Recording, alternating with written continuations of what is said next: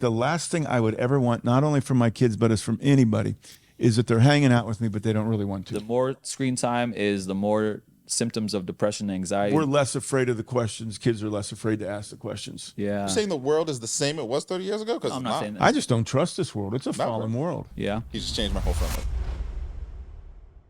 Future starts right now.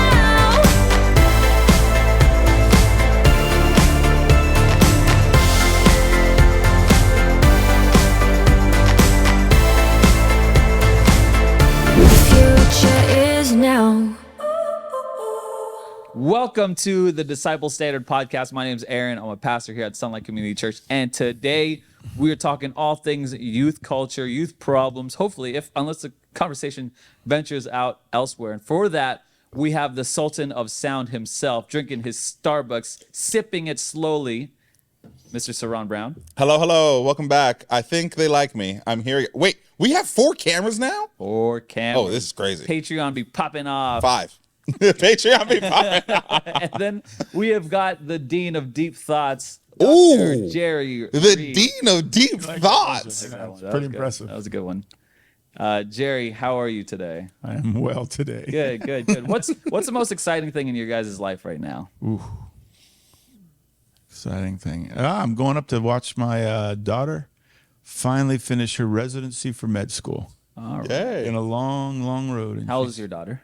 How old? Yeah. 31. Okay, so that's how long residency takes. That's a good age. Well, she took a couple gap years. That's a good age. So she would say she's a couple years behind, but Some she's people done push it well. into their Yeah, later no, 30s. She's great. This Yeah. is perfect. It's for her. perfect. She must have cranked through it then after the gap years. Yep. Okay, that's cool. What'd you take a gap year in?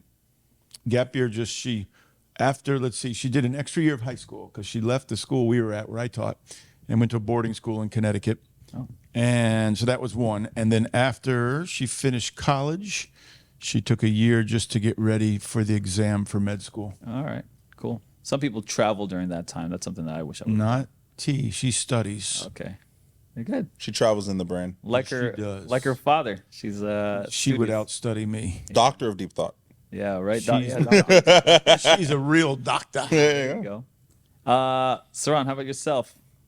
We're having a spiritual emphasis week here at the church right now, and I think the highlight right now is like I have a small group and I get to discuss what worship really means Okay. with these kids, and a lot of them really think that worship is just singing all the time. Okay. And it's just nice, like discussing and having that thought with them.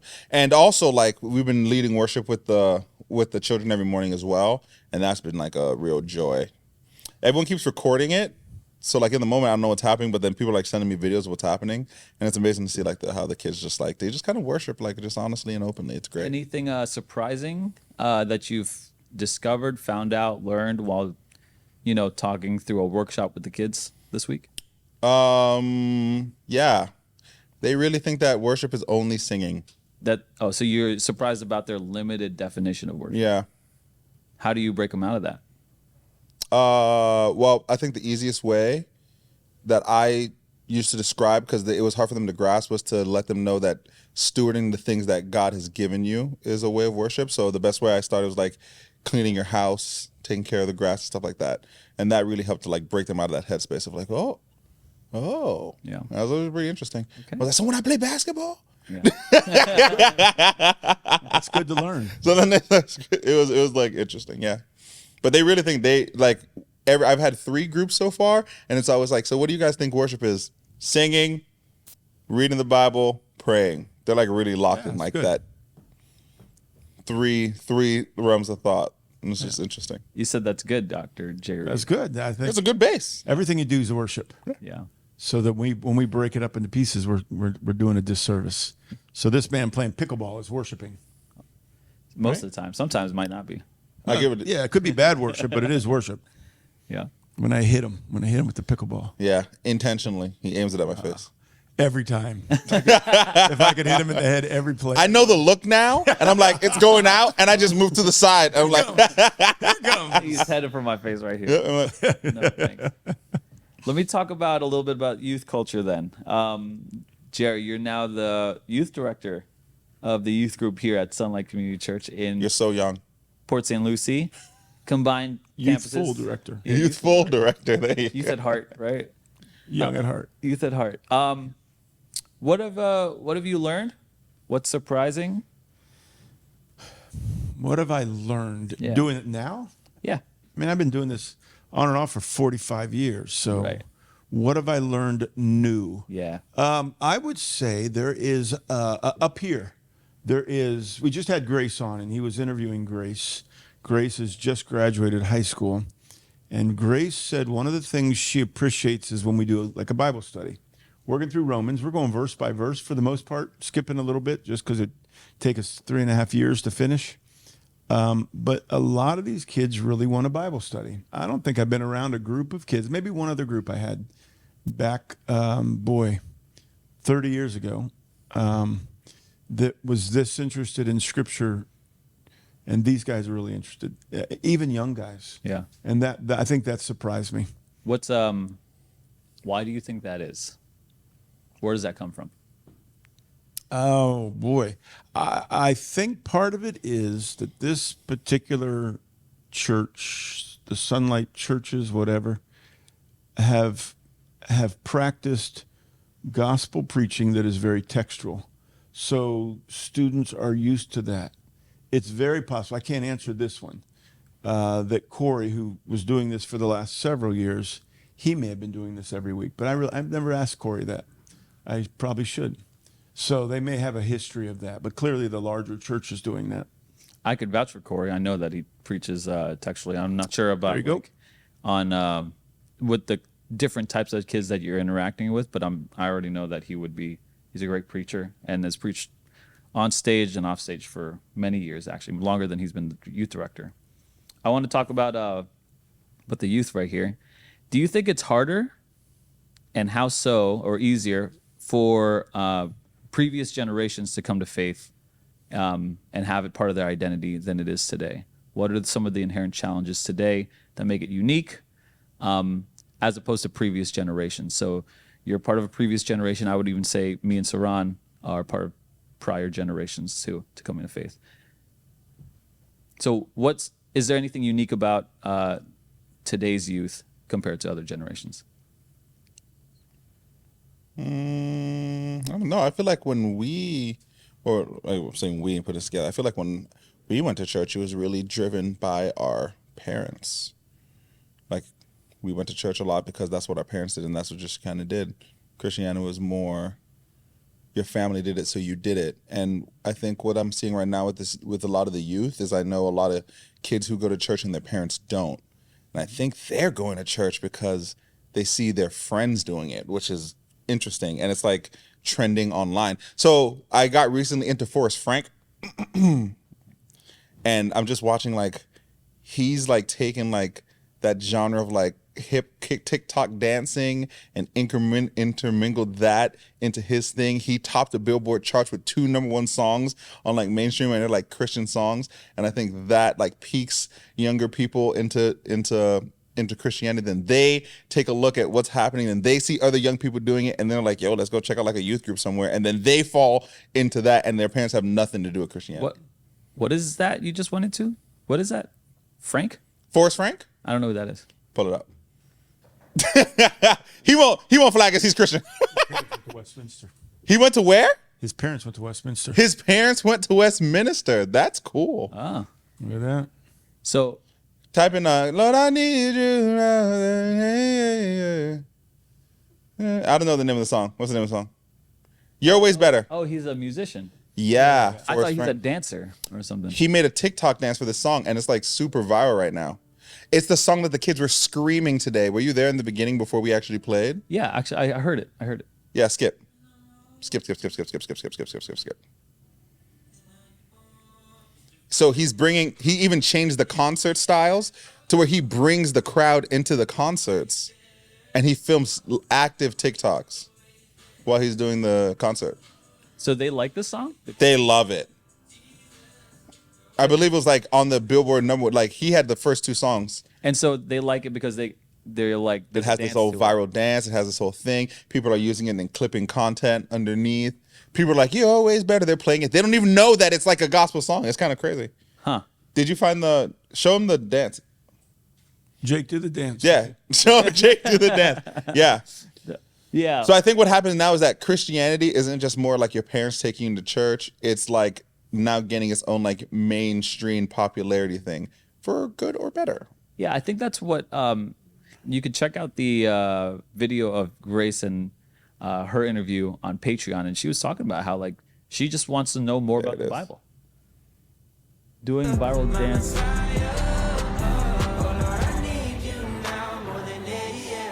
Hey, hey. The kids were literally doing this today in the thing. I was not dancing. They just knew it. Every single one of them.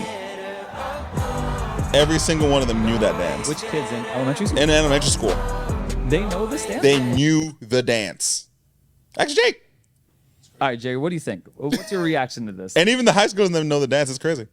So like that type of stuff, I think is attracting kids to Christianity, which is weird.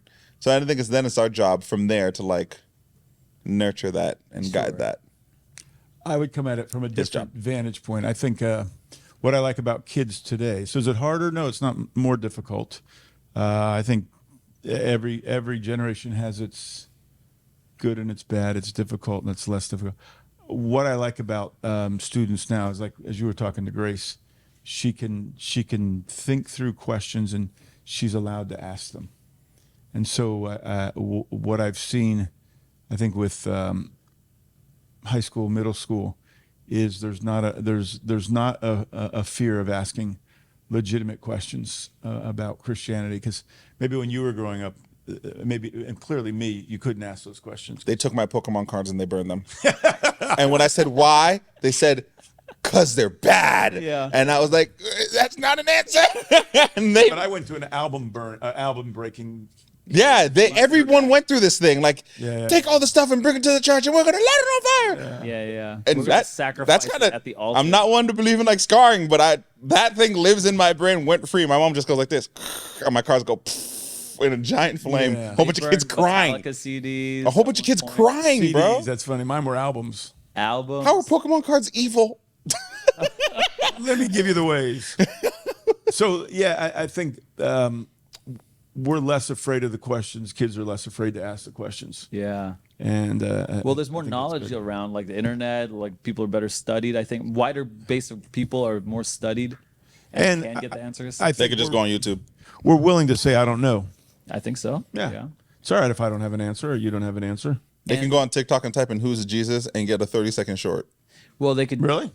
100%. Tells you what I know. I just read my Bible all day. Can we go on and type in "Who is Jesus" and let's see what pops Let's up? see who pops up. I don't know what kind of answer, because this is part of it, right? Like, so youth culture might be, hey, how do I learn about what Jesus is? What, There he is. There he This is. is the first thing that pops up? This is my For You page. Oh. Of course it is. Jake. Are we sharing the screen? Yeah, they're sharing the screen. Okay, play the first one. I have no idea. Guy with the beard. Who is Jesus Christ? It seems like most people's answer to that question is not necessarily wrong. It's true, it's just not the entire truth. There's more to Jesus than what most people either realize or confess. There's an inadequacy to most answers. So, for instance, some people will say, well, Jesus was a historical figure. No argument there. He certainly wasn't a mythic They would have moved on character. already. Yeah, Yeah, this I was is gonna say, long. I'm- Go to another I'm one. bored. Let's be like a teenage child. Yeah. Next. Next, it's on the far right, Jake. It's on the far right. Who is Jesus? There we go. Oh, is that- They would watch this one. Billy Graham? We try to run from him, but That's there Billy he Graham, is. okay. Our greatest philosophers write about him. Our greatest historians write about him. They can't escape him. Well, we know some things about Okay, him. this is a clip of a sermon. We Next know he one. was a Keep moving. man. One more. If someone asked you, who AI. is Jesus, what would you say? A teacher, a prophet, a good man? Jesus himself asked in Matthew 16:15, who do you say that I am? The truth is, Jesus is more than just a man. He is the Son of God. Okay, these are pretty. His birth was pretty promised decent. long But before this he is, was born.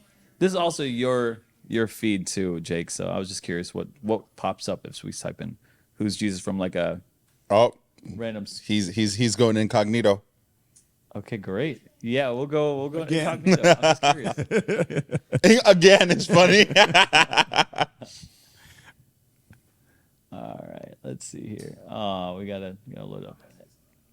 No problem, Jake. Oh, you have to be somebody. Go to users. Go to users. That's why. Oh no, it still won't let you go.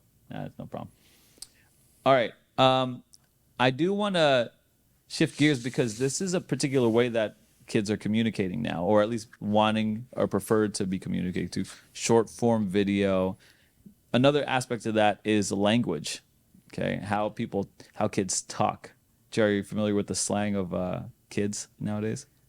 I have to learn new words but I don't know most of them. What are some words? Give me some words. Skibbity, Riz. There it is, the Rizzler. I was looking at a whole list of them the other day, but I don't remember them.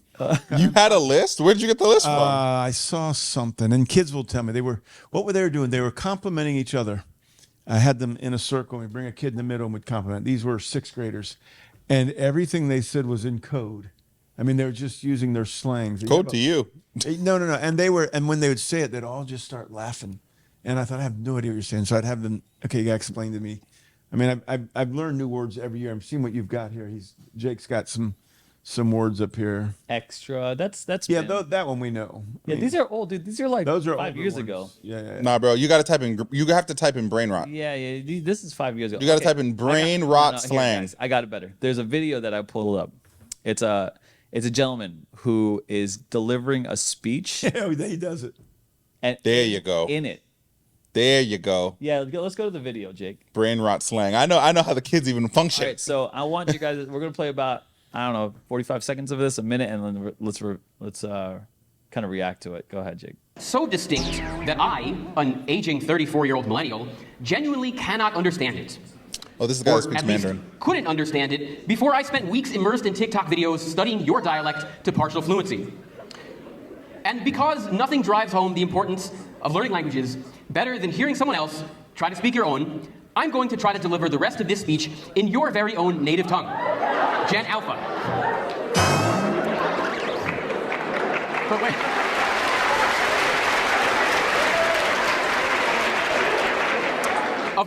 Of course, to facilitate the comprehension of my fellow elders on YouTube watching this as a video, I'll also be including subtitles in standard English. So, without further ado, it's low-key a huge W to be vibing here at Westtown High School for Languages Week. A huge W. But chat, let's lock in. Chat. I told you this the other day.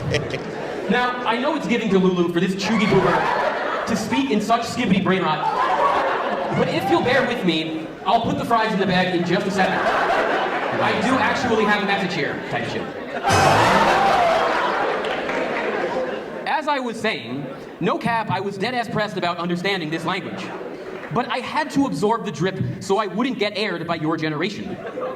High-key, people think Gen Alpha slang is just memes and brain rot, but on God, it's giving a linguistic glow-up core happening IRL. Every time... All right. That's good. That's good. Good for him. So there's a couple there I didn't understand, like airing out and putting the fries in the bag. I don't understand those. I didn't understand that, nor do I have to. When we're talking about this, where do you value like communicating with the youth group? How much does this play a role into like communication with them? You particularly, or do you strategize around it, or do you preach like this and drop it? I don't know, like knowing that this is the culture, knowing that this is at least how they how they communicate in a fun way. What do you think about communicating to them with this in mind? If someone wants to, more power to them. I don't. Oh no, I just talk normally. I mean, I don't need to be one of the kids. Yeah. Way beyond that. How important is that? That what? That you don't need to be one of the kids. That like identity, that frame. Well, if I did this, it wouldn't be. It wouldn't feel real. It'd be Reed doing this for their response, and for me to do that would feel lack of integrity. Disingenuous. Yeah, disingenuous. Look at that. Okay. So I just talk normally. I mean, if I relate to kids, I seem to relate well to kids, and they understand I'm not their age. I don't think they want me to be their age. Now you got younger guys who are working with the kids. They can do that all day. Yeah. Riley and Ethan, you can talk like that if you want, but I don't have the need to. Do you think that today's culture is doesn't. So I guess here's what I'm thinking. I just interviewed Grace Wilbur, one of your youth students, and she was talking about how she wants deeper conversations. Do you think that it's just a culture of shallow conversations right now? And you're also trying to foster deep conversations that are meaningful, that matter? Boy, I'd say it's the opposite. I think what I've seen in high schoolers over the last several years is they want real conversations. Okay. They just need to be in a setting where they know they're not going to be rejected for what they say. So you're going to be a little uncomfortable with some of what they say to you, but I think they want to talk about real stuff. It's kind of a scary world, and they know it. I think it's almost like the curtain's been pulled back. We've seen the wizard, and the wizard's kind of weird, and so the world is not as secure. Financially, they understand it's not as secure. Politically, it's not as secure. Even Financially, for sure. yeah, financially, it's clearly not as sure, and you're just not as safe as you used to be. And we'll talk about kids going out and girls especially being followed by guys, and they'll have these horrible stories. And what is it? What percentage of girls get some sort of abuse on campus? It's like 60%. So I think kids realize that it's parents maybe will say how much fun we had before the computer age because we'd get on our bikes and just go ride all day. I wouldn't let my kids do that, not in this world. So I think they're open to real conversations because they live much more aware of the dangers of this world. So if they're open to more real conversations, what are they actually hungry for but too afraid to kind of state? True connection. They don't get true connection because most of the connection is done online. Because Yeah. they don't even how often do kids actually know their neighborhood kids anymore? I had a whole bunch of neighborhood kids who I didn't even go to school with. Yeah. And truth. And those connections are even better than the ones at school because they literally live right by you. Okay. You said truth? Yeah, they want you to tell them the truth. They don't have. I'll make it very clear, guys. You don't have to agree with anything I say. Like I'm not. You're a doctor, so I'm required to. You're a doctor. I'm required to agree. Yeah, you believe whatever you want because the majority of the world thinks we're wrong when we talk about Christianity, and maybe we are. I don't think we are, but a lot of people would say we are. So you can reject what we say.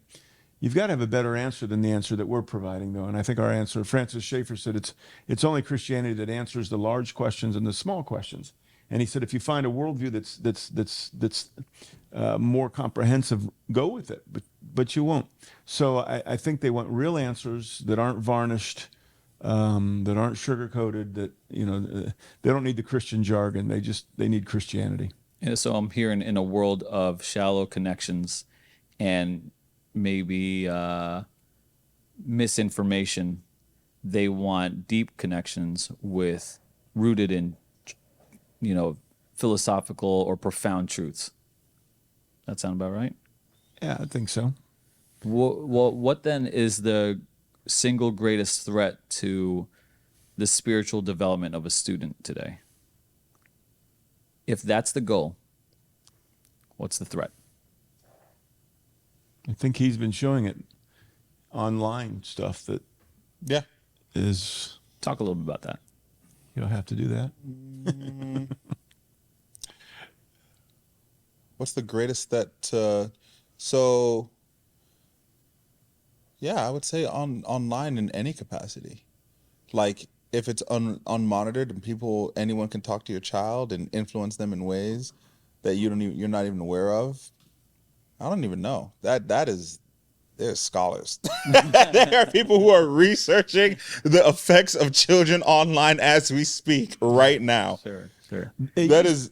Go ahead. I'm sorry. No, go ahead. I was say it used to be you'd go to college and parents were afraid that they'd find some professor who was an atheist and shake them out of their quote unquote Christian worldview. But now it happens so much younger because you get online and you get 1,000 different opinions, and sort of I think the professor has lost his or her shocking influence because kids are addressing this stuff so much younger. Yeah, but I think the parents now are different. I feel like if your child asks a question now, you're more inclined to answer as opposed to when I was a kid and I would ask my mom a question or my parents a question. Any adult, at that time a question, and they would say you just gotta just take it at face value. Yeah. You just gotta just trust it. Just believe it. I had this problem when at my first class in college when I went in, and we were talking about snakes, and this lady was saying that this snake is poisonous, and I corrected her and I said, no, it's venomous, and she said, no, I'm wrong. And I was like, there's a clear distinction between venomous and poisonous, and then she kicked me out of class. And then I went to my dean's office and I said, I have to get out this class, and I swapped that class because she was wrong, and she didn't even want to entertain like a discussion about it. So you're saying, And I feel like that happened a lot when we were growing up, but now I feel like parents are more inclined to talk with their children because gentle parenting. Back in the day, it was like, and when you were saying like kids are more aware of like their financial situations as well. Like back in the day, things cost what it cost. I didn't know what my mom made, blah, blah, blah, blah. I go to the school right now. Some kids know their parents' paycheck down to the penny. They know. They clearly. Exactly. It's just a different. they know their parents. 100%. I asked They you know the other about the tuition. They know about how much their parents make down to the penny. Yeah, bro. Yep. It's like their parents are more transparent. How old are these kids who know their parents' paycheck? Mine was 6th graders. So the I other have day the we were same talking- grade. Right. 6 to 6. Yeah. Know how much their parents. You know what your Yes. parents make? Yeah. Yes. You know if your mom makes more than your dad? Yeah, I know that. Yeah.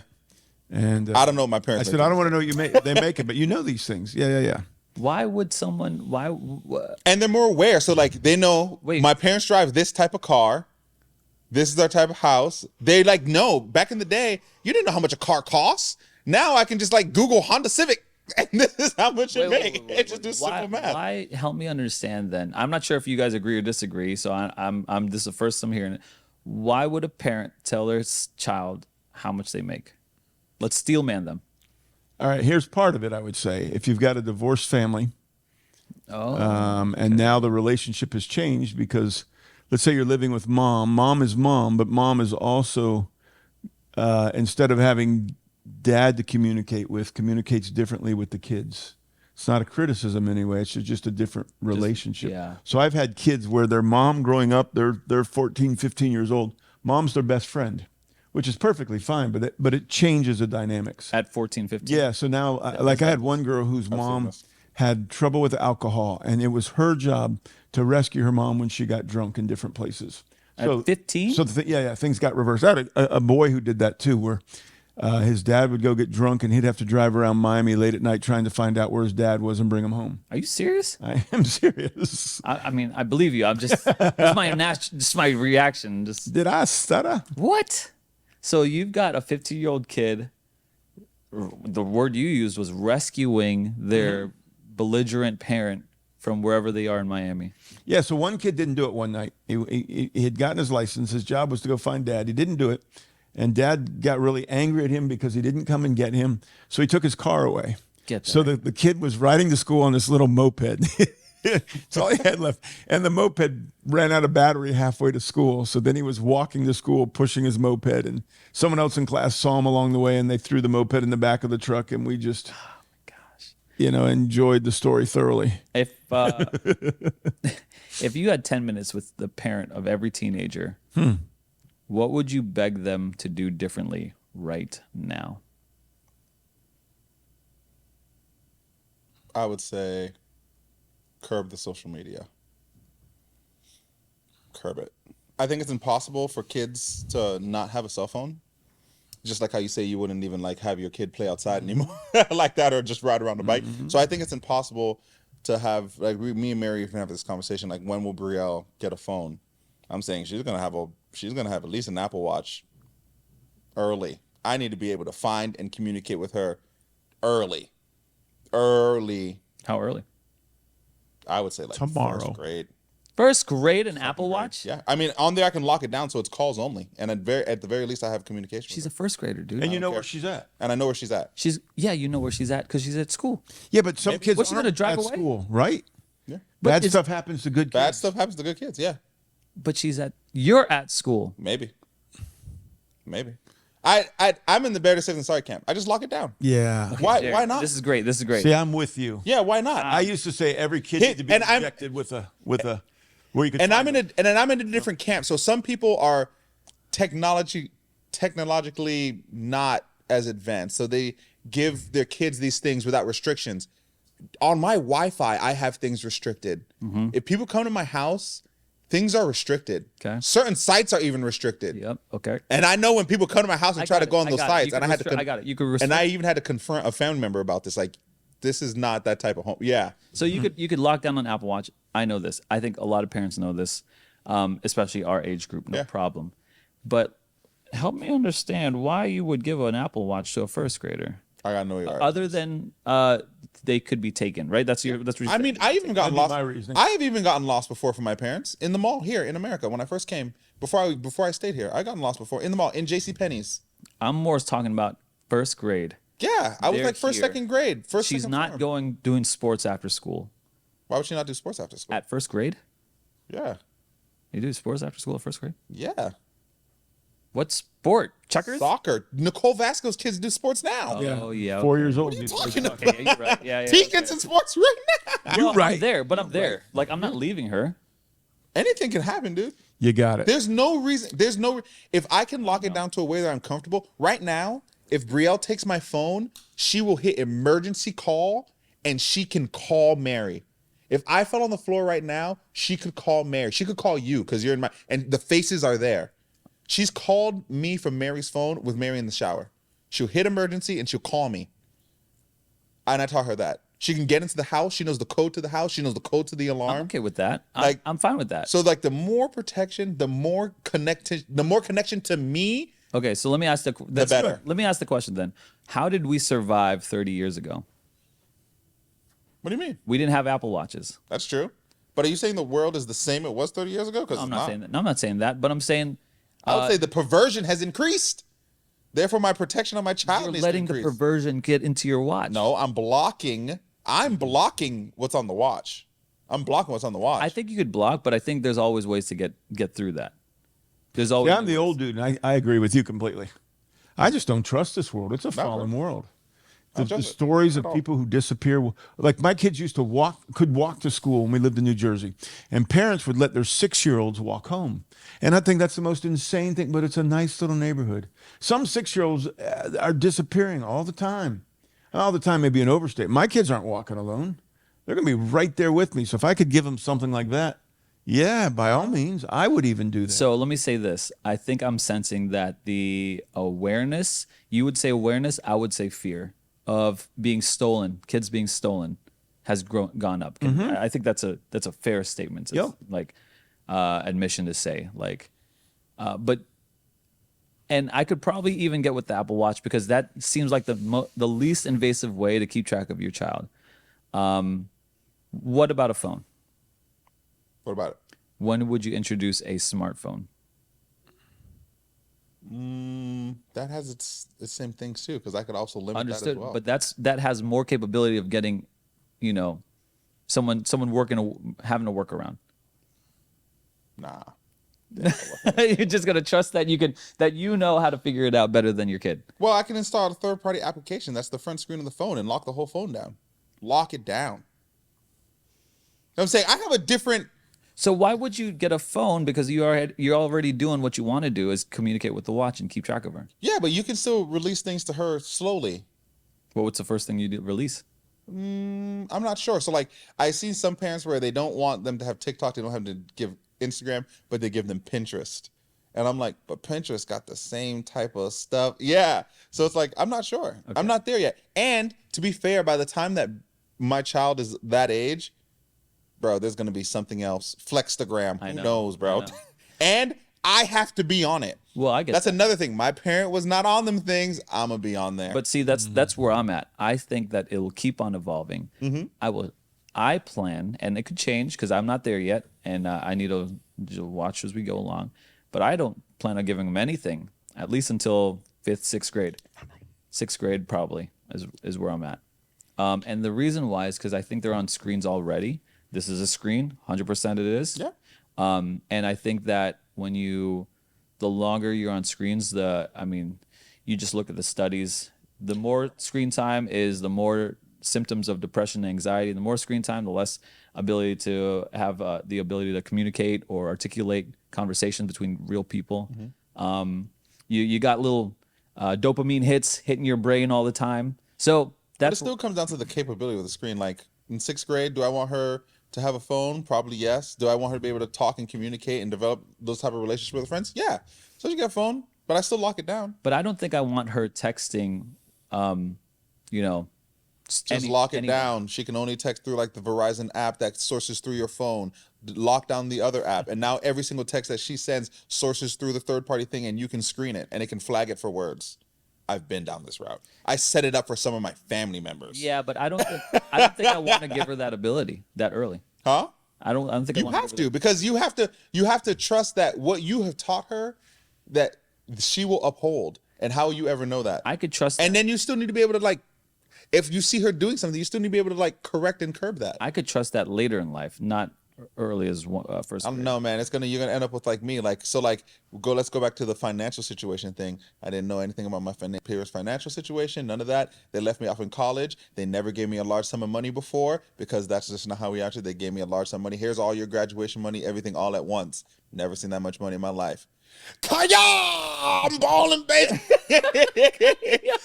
I mean, for real. And that's because I was never exposed to like that. So I think exposure is good. Are you gonna expose Brielle to how much you make? How much I make? Yeah. No, but I plan on like giving her a job and payouts. Like a job Okay. in home that pays money. You do the trash, you do it good, you do it timely, you wash the dishes, you do it good, get $3 a week, baby. I'm not sure if I agree with that, but What's wrong I with don't that? Responsibility. Well, I'm not gonna give her a job for what I expect for her to contribute for free as a member of the household. I don't know. And I only say that because I've seen Dan's kids. So if you're watching this, Dan, love you, bro. And he like makes them work, and they work for the business, and Ryan bought the car. That's a business. That's not the household. Yeah, but he said it started in his house, and then it slowly graduated towards the business. Yeah. And it's responsibility. You work for what you want. I get that. I get him giving allowance, but I don't No, believe. not allowance. Different. An allowance is like, here's money. This is fun. You guys are An allowance is like, here's money. You get an allowance a week. I used to get an allowance. Yeah. I didn't have to do anything to get my allowance. If I forgot to do we my have just thing that different- time, we have I'm just talking different about you don't wash the dish, you're docked $1. I'm talking about like pay. You are paid. You're paid. You're an employee of this house. I paid with your life, dude. That's what they're gonna be able to live here. No, that's I don't know. I don't know. I don't want to. Jerry. Dr. Jerry. Yeah, Jerry. What do you? Jerry's think? at the game. One of his daughters about to be a doctor. He did his job. How did you do it? Did they have an allowance? Yeah. They sort of had an allowance. Did they have to earn it? Well, they did stuff around the house. Yeah, I agree. It's fine. It was this. Nothing was really like set in stone. I mean, they didn't work because they were all playing sports. Okay. And so I said, at this point in your life, this is the time in your life when you get to play sports. You're going to have to work your whole life. So at this point, if you need money, I've got money. My kids are not money people. I think they understood that there were times I was working 5 jobs to make ends meet. So they did know that part, even though they didn't know the extent of it. They saw the car that I drove. Someone gave me a car that I paid them $1 for. So it was a $1 car. Okay. So they understood that. But I told them I'd get them through high school. So they went to a private school, and I worked to get them through. I got a discount because I worked there, but not free. And I said, but college is really going to be yours. So they had a good work ethic, but it wasn't where we had a system that was. They just did what they needed to do. The boys would cut the grass. Taylor would help around the house. They'd cook. They'd clean, whatever. It wasn't really set in stone. It was just, we're family. Here's what we need to do. Hey, can you do this tonight? Yeah, I got it.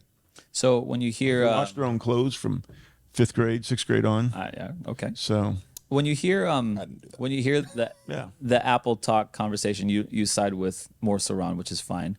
But what about the that whole allowance versus paying them as a job situation? I think as they get older, you pay them. Like, so when I would leave, I've got all these animals, and when I would leave him, even when Rance was in high school, and he'd stay at home and watch my animals, our animals, I'd pay him. Okay. Because I said, you are a free individual. Your time is valuable. What age is that? High school. Okay. End of high school. So I think as they get older, I would certainly pay them. Yeah. because they're going to be working. They got to learn that their time is valuable. They don't. They did not choose to be my children, so they did not choose to be in this house. Therefore, they're free, independent agents. I told them when they moved out of the house, I said, guys, you never have to talk to me again. You understand you don't owe me anything. You never made the selection to be in this house. We did, and you're our children, and we've raised you the best that we are able, or we're able. And if you talk to me on the phone, I'll love it. But if you don't you don't owe me. If you come home for Christmas, I'll love it. If you don't owe me. This sounds like my father. So The father's never said these words. yeah. So I really tried to set them free, as painful as that was. When they left for school, I was devastated. But they're free adults, and so that the payment was part of that. And I helped with school. They all got incredible scholarships, so it was less than it could have been. But air flights back and forth. Shafe was in California, T's in Boston, and so it's that those racked up. But they were working at school. They worked their way through college. They all did the job stuff to help pay their way. I can appreciate how you frame that relationship with your kids. Hey, you don't owe me. You're a free individual. You have your own life. I'm my own person, so I want a relationship with you, but you don't have to. Yep. However, I think I would slightly diverge from that viewpoint because I feel I owe my grandparents.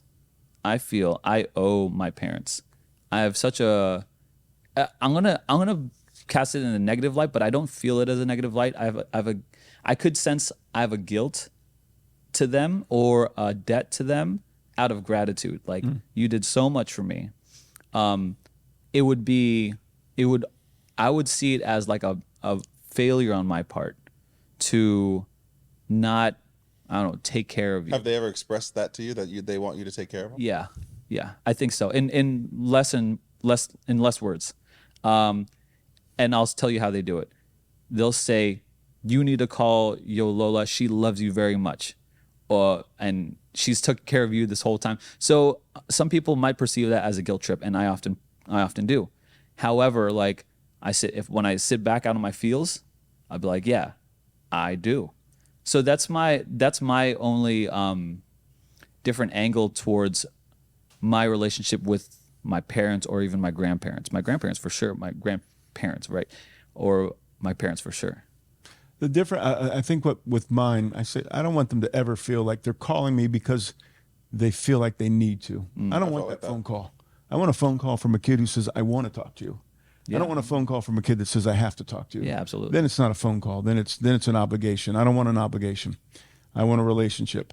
But what I find is when I go up and hang out with the kids, if we go out to eat, it's funny. I'll still want to buy their food because when else do I get to spend money on them? Yeah. But what I find is no, we got this. So they take care of me, and they've already said, each of them has said, we're going to build a house so that you can come and live in the back and take care of the animals and the kids. Yeah. So there is a relationship, but I've tried real hard so that they can be independent, because I think the last thing I would ever want, not only from my kids but as from anybody, is that they're hanging out with me but they don't really want to. I'd rather be alone. Yeah. So I don't want my kids to take care of me when I'm older. If they want me to live with them at some point. You don't want your kids to do that? No. Really? They're not making money to take care of me. They've got families. So it's my responsibility as much as I am able to set up my world so that doesn't happen. I want to leave money for them, not have them spend money on me. That make sense? Yeah, of course. I'm their father. They're not my caretakers. So it may happen. I may find out that something, and they would certainly jump and do that. I don't doubt that in a heartbeat, but that certainly is not the intent. So I've got a house in Miami that I'm renting out, and the value keeps going up.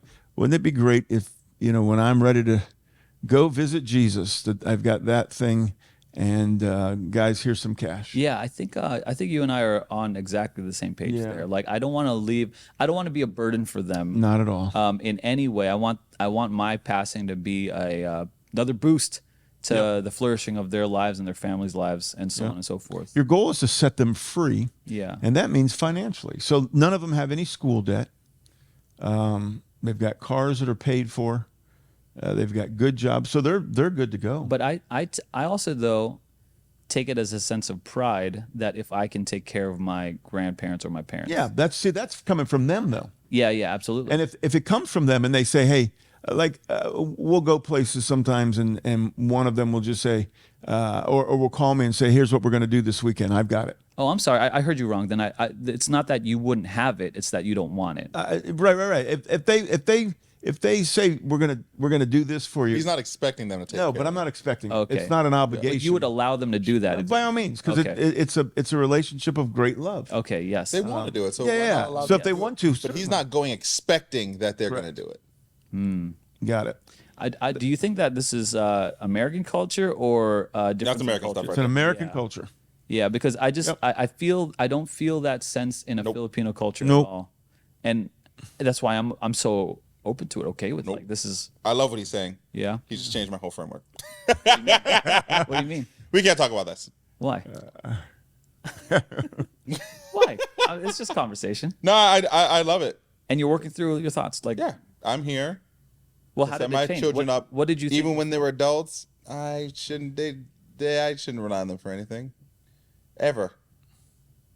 I take care of it. I got it. I love that. Yeah. Yep. Even emotionally, through the divorce, I had to say, I love these kids, but they're not here to take care of me.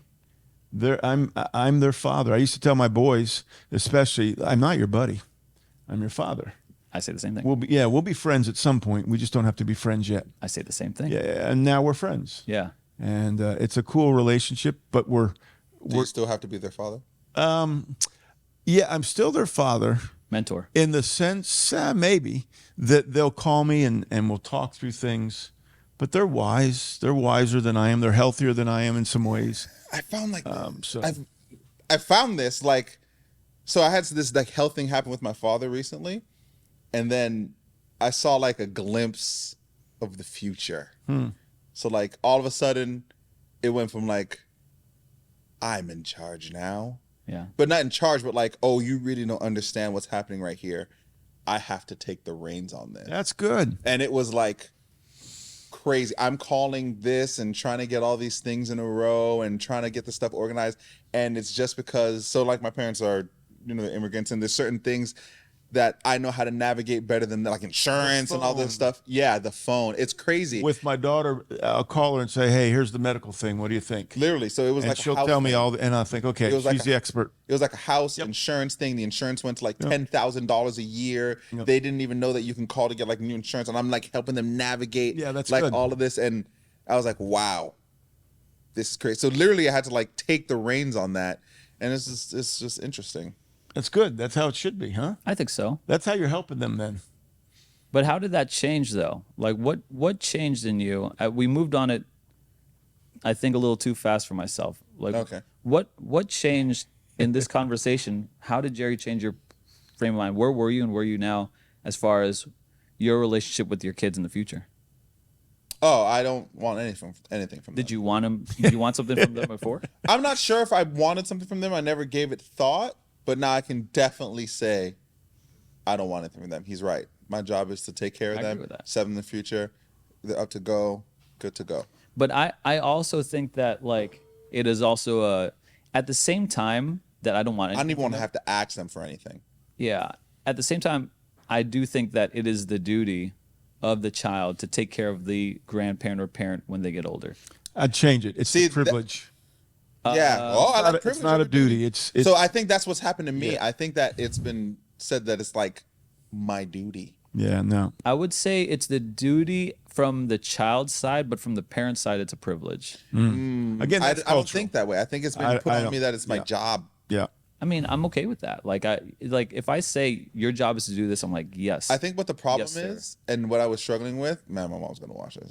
What's gonna happen? I've been struggling with this is that I couldn't see myself doing that now because I have two tiny children, and then with the whole house thing and seeing how I was navigating that, I was like, oh my gosh, once a man, twice a child. That's like what they say.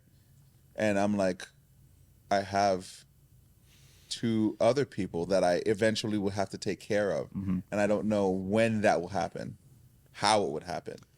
Yeah. It could happen today. I think about it all the time. And then I feel obligated about it. The fact is, I think that's terrifying. I think that there will come a point where we are unable to take care of ourselves. And then that goes back to the thing where you don't know your parents' financial situation. Yeah. Like, then, That's inevitable. Yeah. That we won't be able, unless it's an accident, there will come a point if we're blessed with a long life and an old age death, there'll come to a point where we won't be able to take care of ourselves. We won't have enough money to pay for the care that is needed unless you're a millionaire or something. You have to rely on family. I think personally, and I don't want to project this on you guys, but I think it might be the duty for the family to take care of that person. I think they will take care of it. But I don't want them to feel obligated to do it. I think that's the key. It's the motivation. I think clearly you understand that. Yeah. That I don't wanna watch my feel kids like, as they take care of their mom in some ways, and I think they do that gladly. Take care of me in some ways, and I think But maybe duty and obligation leads to privilege. Like maybe they'll. I don't want to be like, I got to take care of dad again. Yeah. I don't want that. No, of course we don't want that. But I think no one wants that. I don't think. I don't want them to like begrudgingly take care of me. That's not what I want, right? No one wants that. That's the agreement. But what I'm saying is that it might start as a framework or a system if that was the understanding. Hey, I'm not going to be able to take care of myself in the future, or maybe at some point. At one point, I hope that you would want to take care of me. It's probably the most exact or precise way I could probably put it. My desire for that, in so many words. I don't know. We've probably beaten this one to death. Yeah. I think. Let me return back to a original question. I asked you, Seron, and you said, "To what would you change?" No, if you talk with a parent of a teenager for 10 minutes, what would you beg them to change? You said, curb the social media, and we went off. Yeah, Jary. social media, video games, all that. Jary, same question. You don't have to answer it the same way, but whatever. Same question. I would say if you're a parent, treasure your child each and every day. The only 2 people in their life that have a responsibility to love them are their parents. Everyone else is extra. And so you pity the kid whose parents don't recognize how cool they are. I remember my son was in 8th grade, and he got a math award. He was smart in math. And I remember after the award ceremony, a dad walked up to me with his daughter, who was also an 8th grader, and he began to praise me for my son. And I thought, your poor daughter. What are you doing talking about who cares about my kid? Look at your girl. And it really, really bothered me that he praised my kid but not his own. So I think I would say slow down, enjoy your kid, treasure, because I'm thinking about my guys. So Taylor's 32 as a junior. She finished her junior year in high school, and then she went off to boarding school. So she was just turning 17 and came back. No, then she went to college. Your daughter's 32? Your daughter's 32? She'll be 32 this summer. She went off to boarding school. Then she came to Miami. She lived with me for a couple years. So I feel like I got those years in boarding school back. And then she was just on her own. So she's been on her own for almost, 14 years. Schaefer's been on his own he graduated in 13. And then we were talking last night, all the places he's lived. He's been on his own for 12 years now? Yeah, good. So the amount of time that they've been out of my house is almost as long as the amount of time they lived in my house. Yeah, good. And you can't get those years back. No. And you think you have little kids, they're going to be that way forever. Boy, it goes so fast. It's fast. So I'd say just enjoy your 3 little wild ones or your 2 wild ones, and pick your battles and really honor them. I had a lady who, I may have said this before, but the best advice I ever got: treat your children like the adults they will be, not like the children they are. And that was the best advice I ever got. So if they're having trouble potty training, who cares? So if they do stupidness, it really doesn't matter. Just understand that you're working towards a greater goal and enjoy the process because they're little kids. Did you ever pop your children? Did I ever what? Spank. Did you ever spank them? Pop them? Up to 8 years old. The day they turned 8, I no longer spanked. Is there a particular reason for that? I'm just Yeah. checking because of how you're talking. Oh, Softer. under that age, there are certain things they just needed to. I'm in charge here. I was in charge. It sounds horrible, but my mother-in-law called me the Marine Sergeant. The Marine Sergeant. Yeah, well, because I expected. Jary? Yeah, I expected kids to do what they're asked to do. Well, yeah. Yeah, this Every is a parent different tone does. than what was just Every said. parent does. Yeah, I got see it. what Seron was saying. You were talking about treat the kids like the adults they will be, Mm-hmm. not the kids they are. So Seron's natural is like you just kind of let them Yeah. go wild. No, because the adults they will be they're going to be disciplined, okay adults. But you mean the dignity of them. Yeah, Like, the dignity of them. You don't mean Yeah, like yeah, the yeah. behavior. You No, know? no, no. Okay, all Okay, right. good. We'll clarify that. No. You're helping to form character, Yeah, I agree with this. but you treat them with wholeheartedly. dignity. They're not stupid little kids. Right. That you can overlook and you tell them, be quiet. You don't really matter. Of course you Yeah. matter. So I have a friend who they'd go out to dinner and they'd go to McDonald's when they were little, and the only person that could get a Coke was the dad, and everyone else got water. Oh, God. That's not treating them with dignity. Treating with dignity is says, if I get Coke, you get Coke. The value of the person Yeah, rather than that's just what I the mean. behavior. So then I mean, that makes sense. Yeah, by 8 years old, they were now old enough to reason with. They understood the categories of right and wrong, and this does no good. And they were, I mean, you know what it's like to. Did you pick 8, or is that like Nah, just what just- you found worked for you? Yeah, that worked for me. You said something that was striking. You said that I would beg the parents of the students that I teach to you are the two people that have the responsibility to love your kid. Mm-hmm. Why did you choose the word responsibility, especially in light of the conversation we've just been having? Like there's a responsibility or duty. I kind of match those together. Do you draw the same line of responsibility and duty? This is your job to love your kid. Could you talk a little bit more about that? If I talk about duty and responsibility, it's generally coming from the parents to the kids. Remember, kids didn't ask to be put in this house. Yeah. Okay. We chose to have children. And in so doing, by choosing to buy a puppy, you're choosing to be responsible for that puppy. Yeah, I got it. By having children, it's not just, what that was, look what happened.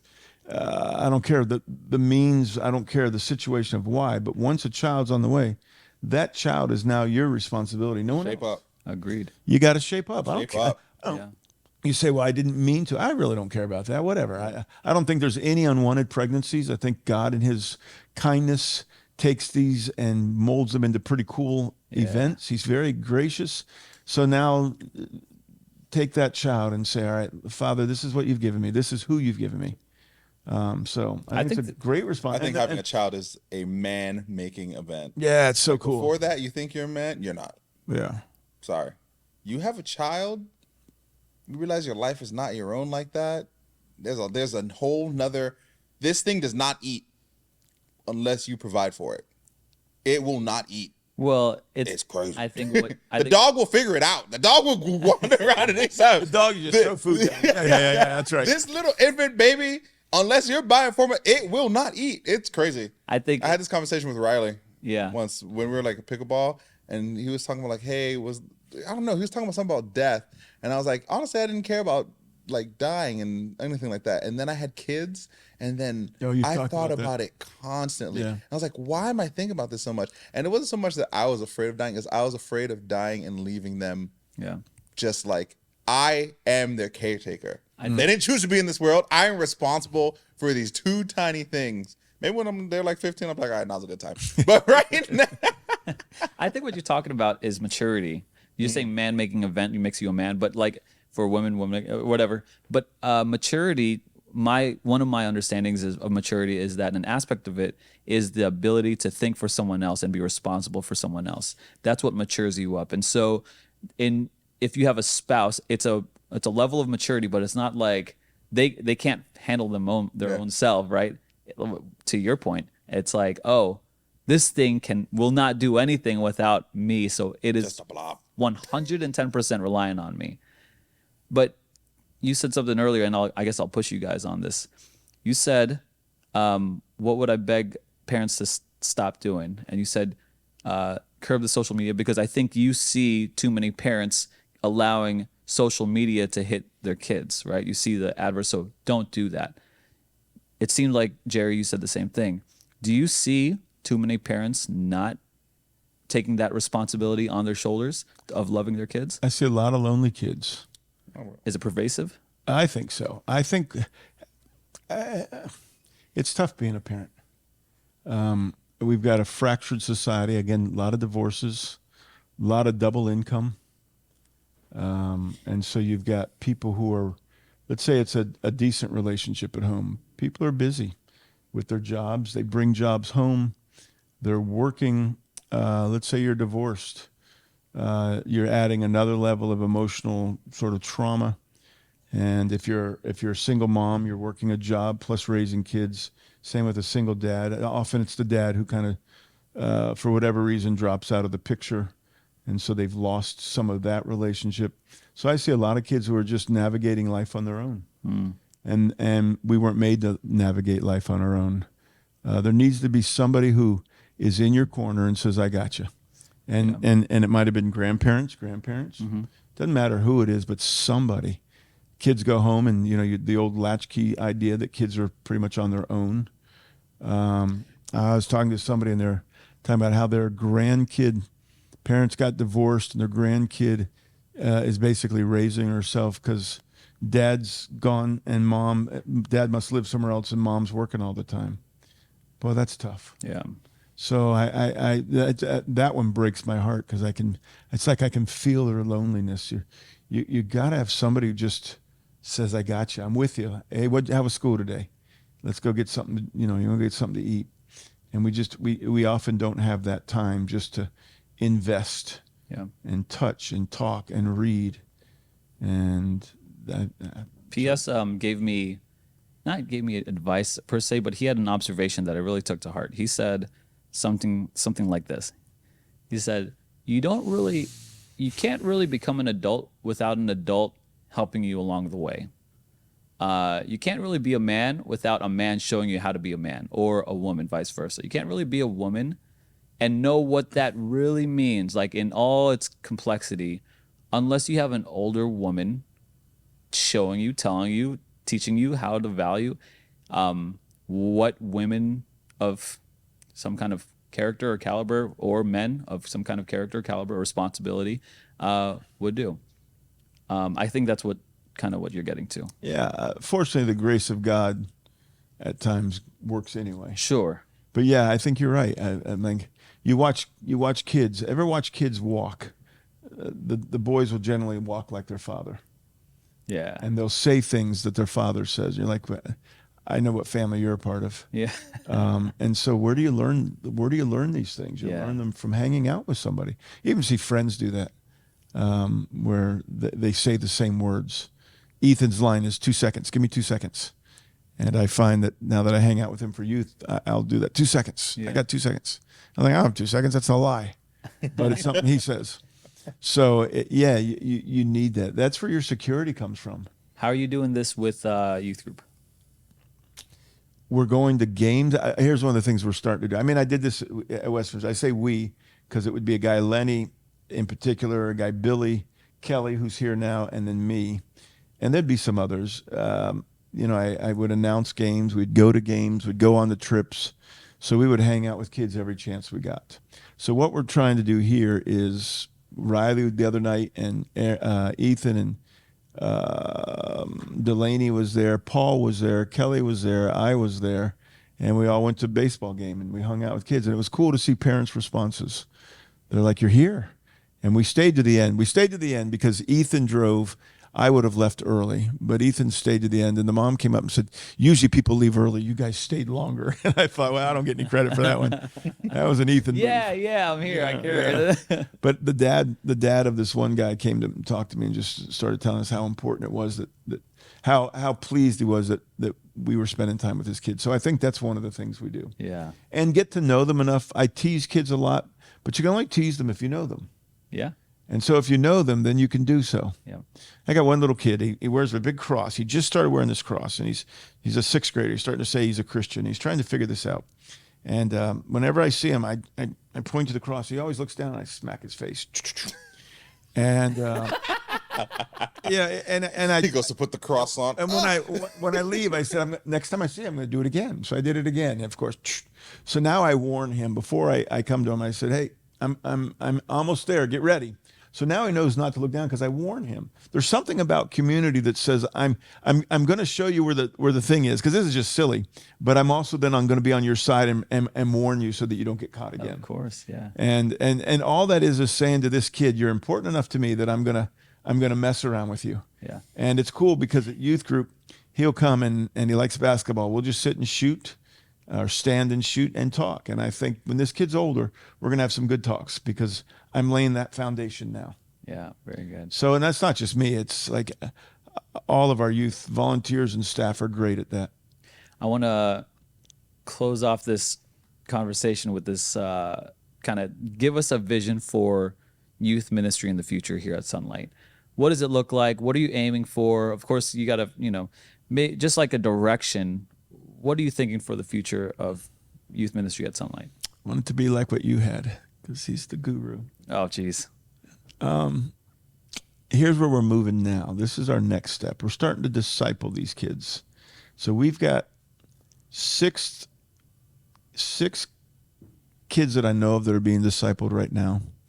And the goal is that they'll start to disciple others. So we really want to focus on discipleship.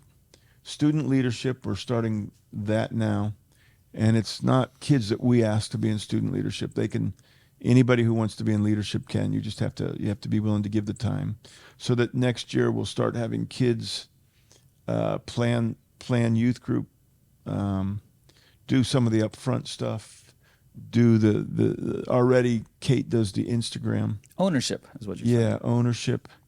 And then we're really starting to work towards service projects. So it's outreach. We'll move towards missions projects. So we're trying to get to the point where it's a youth group full of kids who understand Christianity and who have bought in, who are willing to serve others, who are willing to serve each other and then outside of themselves. I talk about my kids being independent. I want kids to be independent. They don't need me. Yeah. They really need each other. And then I want to be where I'm in the background just kind of watching, sitting in my wheelchair. And they're doing their thing, and they'll be the leaders. They'll be the ones who are, in charge of ministries, or the parents, or the principals, and we're just sort of in the background. Yeah. So that's what I would say we're after. Awesome. Well, we're all here cheering you on, supporting the youth group. And if you guys are interested in volunteering for youth group here at Sunlight, be sure to reach out, comment below, reach out to one of the things. We'll get you in touch with Jary.